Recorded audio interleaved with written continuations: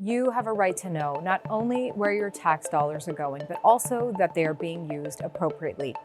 As the official opposition, it is our job to scrutinize the government spending. And one way I've been keeping Canadians updated is through this regular By the Numbers review. In this episode, we are taking a closer look at Budget 2023. Liberals are continuing with their war on work and increasing taxes.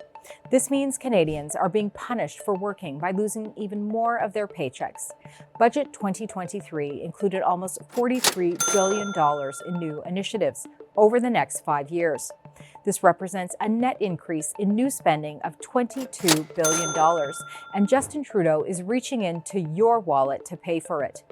Just this year, he raised payroll taxes on workers and small businesses.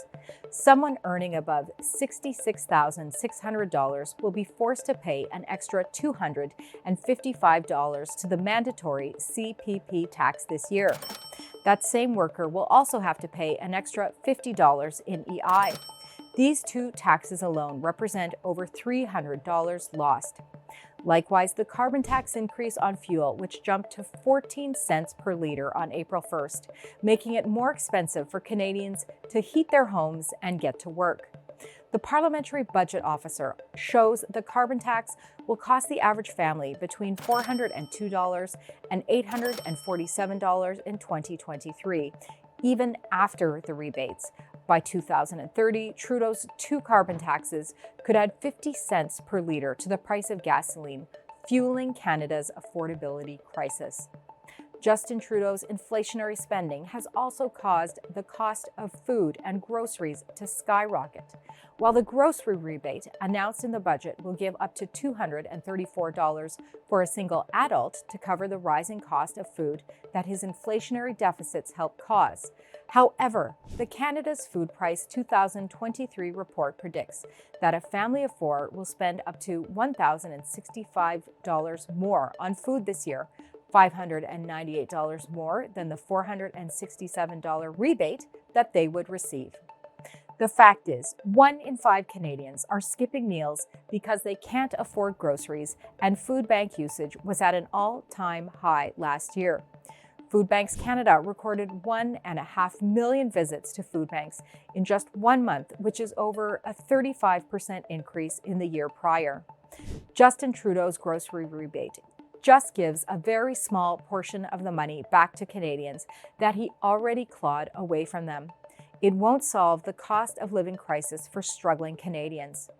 Justin Trudeau has created more debt than all other prime ministers in our history combined, and he has no plan to balance the budget. He feels no obligation to control his inflationary deficits that are driving up the cost of the goods we buy and the interest we pay. As a result, Canada's federal debt for the 2023-24 fiscal year is projected to reach $1.22 trillion. That represents close to $81,000 per household in Canada. Meanwhile, the cost of servicing our enormous $43 billion debt continues to grow while rising interest rates drive up the cost of Canada's debt servicing. The cost to pay for Canada's debt this year is projected to be $43.9 billion. This is nearly double the costs in 2021-22, when debt servicing costs were $24.5 billion. Government spending is projected to be almost $4.5 billion next year, up over $120 billion compared to pre-pandemic spending levels. Every one of those dollars comes from the pockets of Canadians.